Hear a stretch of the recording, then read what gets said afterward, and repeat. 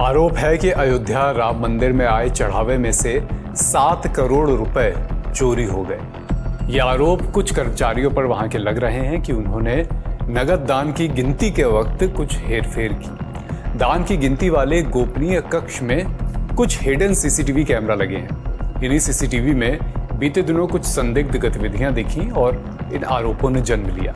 इसके बाद 4 कर्मचारियों को चिन्हित किया गया, उनसे पूछताछ शुरू हुई और इस बीच बड़ा विवाद भी खड़ा हो गया। लेकिन आधिकारिक तौर पर इस मामले की या दान के पैसों में हेरफेर की अभी कोई पुष्टि नहीं हुई है। इस मामले ने राजनीतिक रंग पकड़ा समाजवादी पार्टी के दावे के बाद। सपा सरकार में मंत्री रह चुके पवन पांडे ने दावा किया कि राम मंदिर से 5 से 7.5 करोड़ रुपए तक की चोरी की गई है, ऐसा उन्होंने आरोप लगाया। सपा प्रमुख और उत्तर प्रदेश के पूर्व सीएम अखिलेश यादव ने भी कहा कि इस मामले पर सरकार की चुप्पी संदिग्ध है और मंदिर ट्रस्ट की तरफ से भी कोई सफाई देने के लिए सामने नहीं आना चाहता।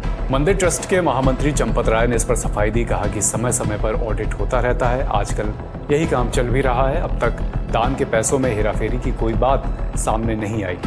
चंपत राय की सफाई के बाद अखिलेश यादव ने सरकार से 11 सवाल पूछा कि सीसीटीवी का सबूत सार्वजनिक करके मामले की सच्चाई बताने में आखिर परेशानी क्या है। मामला बढ़ा तो भारतीय जनता पार्टी के नेता डॉक्टर रजनीश सिंह ने प्रधानमंत्री को लेटर लिखकर सीबीआई जांच की मांग की। 10 जून को पीएमओ ने मंदिर ट्रस्ट से मामले की जांच रिपोर्ट भी मांग ली। इस विवाद पर आगे बात करने से पहले इस बात का गणित जानना जरूरी है कि राम मंदिर में कितना दान आता है और इसकी गिनती होती कैसे है। इंडिया टुडे हिंदी के एसोसिएट एडिटर आशीष मिश्र की एक रिपोर्ट के मुताबिक फाइनेंशियल ईयर 2024-25 में ट्रस्ट को कुल 327 करोड़ रुपए मिले। ये डेटा राम जन्मभूमि तीर्थ क्षेत्र ट्रस्ट की सालाना रिपोर्ट में बताया गया है। 327 करोड़ रुपए में से 153 करोड़ रुपए श्रद्धालुओं के दान से आए, जबकि लगभग 173 करोड़ रुपए बैंक में जमा रकम और निवेश पर मिले ब्याज के थे। सिर्फ दान की बात करें तो मंदिर में रोजाना औसतन करीब 42 लाख रुपए का चढ़ावा आता है, यानी हर घंटे लगभग 1,75,000 रुपए और हर मिनट करीब 2,900 रुपए से भी ज्यादा। और जब त्योहार हो या कोई खास मौका हो, बड़ा मौका हो, तो यह आंकड़ा और भी बढ़ जाता है। मंदिर के उद्घाटन वाले दिन ही लगभग 3 करोड़ 17 लाख रुपए का दान आया था। इस बात से आप अंदाजा लगा सकते हैं कि यहाँ कितनी बड़ी मात्रा में दान आता है, नकदी आती है। राम जन्मभूमि परिसर में अलग अलग जगहों पर करीब 40 दान पेटियां रखी गई हैं। इसके अलावा ऑनलाइन दान की भी व्यवस्था है। दान पेटियों से निकली नकदी को तय प्रोसीजर के तहत एक सुरक्षित और गोपनीय कक्ष में ले जाया जाता है। वहां सीसीटीवी कैमरों की निगरानी में इसकी गिनती होती है। इस काम में ट्रस्ट के प्रतिनिधि और बैंक से जुड़े कर्मचारी शामिल रहते हैं। जानकारी के मुताबिक दान की गिनती की जिम्मेदारी स्टेट बैंक ऑफ इंडिया को दी गई है। बैंक ने इसके लिए एक निजी एजेंसी के कर्मचारियों को भी नियुक्त किया हुआ है। नोट गिनने की मशीनों और सिक्कों की मैनुअल गिनती के जरिए पूरी रकम का हिसाब किया जाता है। कई बार गिनती या नकदी इतनी ज्यादा होती है कि गिनती का काम 24 घंटे तक भी चलता रहता है। गिनती पूरी होने के बाद रकम को सुरक्षा के बीच बैंक में जमा करा दिया जाता है। इस विवाद की शुरुआत यहीं से हुई। हमने बताया ही आपको कि सीसीटीवी कैमरों की फुटेज देखने के बाद पैसों में गड़बड़ी का या हेरफेर किए जाने का शक हुआ, ऐसे आरोप लगे। अब इसमें एक पेच और है। दरअसल खुद को पूर्व लेखा प्रभारी बताने वाले महिपाल सिंह ने मीडिया से बातचीत में एक दावा किया है। आरोप लगाया है कि जब वो मंदिर में तैनात थे तब चढ़ावे में आने वाले सोने चांदी के जेवर और बर्तनों का कहीं कोई रिकॉर्ड ही नहीं होता था। ये कहाँ जमा होते थे इसकी जानकारी सिर्फ चंपत राय और टिन्नू को होती थी। टिन्नू चंपत राय के नजदीकी हैं। मीडिया रिपोर्ट्स के मुताबिक टिन्नू उर्फ राम शंकर यादव पहले चंपत राय के ड्राइवर थे, अब उनके सहयोगी हैं। महिपाल ने बताया कि श्री राम जन्मभूमि के लिए जब फंड कलेक्शन का काम शुरू हुआ तब मैंने काम संभाला। मेरा काम देखकर ही मुझे अयोध्या बुलाया गया। मैं अयोध्या गया तो 21,000 ऐसी रसीदें जारी होनी थी जो 7-8 महीने से जारी नहीं हो पा रही थी। मुझे चंपत राय ने कहा कि आप रसीदें जारी करिए।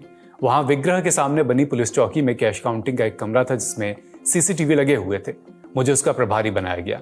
नोट की सॉर्टिंग करने के लिए 14 लोग थे। बैंक के भी 2 अधिकारी थे। यही लोग गड्डियां बनाते थे और फिर पैक किया जाता था। उन्होंने आरोप लगाया कि इन लोगों को 10-10 की गड्डियां बनानी होती थी, लेकिन वो 12-13 की गड्डी बनाते थे। शाम को वाउचर बनता था तो उसमें 10 गड्डी ही लिखी जाती थी। माने अगर उन्होंने 12 लाख पैक किया है तो 9 या 10 लाख का वाउचर बनता था, ऐसा आरोप है। महिपाल का आरोप है कि वाउचर पर साइन भी टिन्नू ही करता था। जो एक्स्ट्रा पैसा होता था उसकी बंदरबाट कैसे होती थी ये मुझे नहीं पता। महिपाल ने एक और आरोप लगाया, कहा कि कुछ साल पहले मुझे शक हुआ तो मैंने एक दिन बक्सा खुलवाया।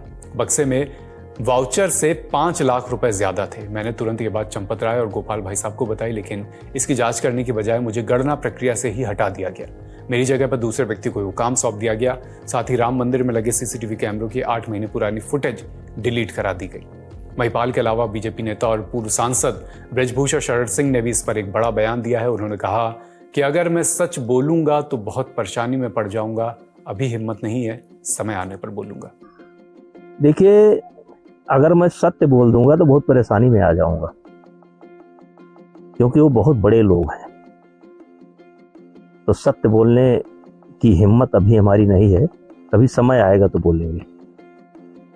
सोशल मीडिया पर चल रहा है कि चंपत राय हटाए जाएंगे, ये हमारा विषय नहीं है। महिपाल और ब्रजभूषण के इन आरोपों के बाद, इन दावों के बाद इस मामले ने और भी तूल पकड़ लिया है।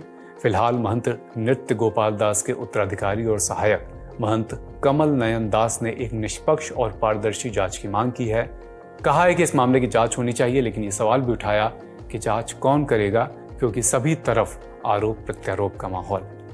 फिलहाल राम मंदिर के चढ़ावे के गबन से जुड़ा यह आरोप पीएमओ तक भी पहुंच चुका है। मामले में जो भी आगे अपडेट्स आएंगे आपको बताते रहेंगे।